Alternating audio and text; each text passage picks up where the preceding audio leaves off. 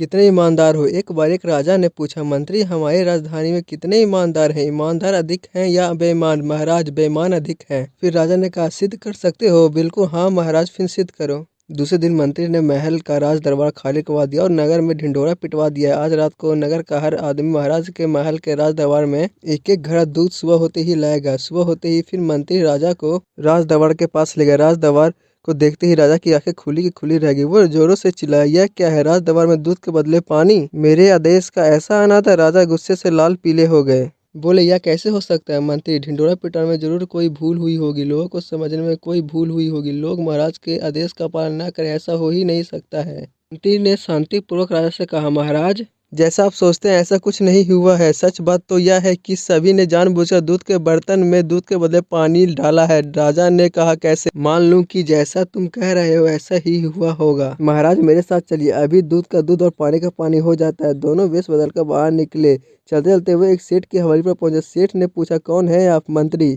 ने कहा, राहगीर है भाई, थोड़ी देर रुककर आगे चले जाएंगे। सेठ ने कहा, आइए अंदर आ जाइए। दोनों अंदर गए, पानी पिया, फिर आराम से बैठे। मंत्री ने कहा, सेठ जी आपके राजा ने अपने राजदरबार में लोगों को एक एक घड़ा दूध लाने का आदेश दिया, क्या यह बात सच है? सेठ ने कहा, हाँ सच है। मंत्री ने सेठ को उकसाते हुए कहा, किसी को ऐसी बात पसंद नहीं आती, लेकिन प्रजा क्या करे, राजा का आदेश है, मानना तो पड़ेगा। सेठ ने कहा, आदेश देने वाला तो आदेश दे देता है, पर मनुष्य में तो बुद्धि होती है ना। मंत्री ने पूछा, क्या मतलब? सेठ ने बताया, देखिए किसी से कहना मत, मैं तो राजदरबार में दूध के बजाय एक घड़ा पानी ही लाया था।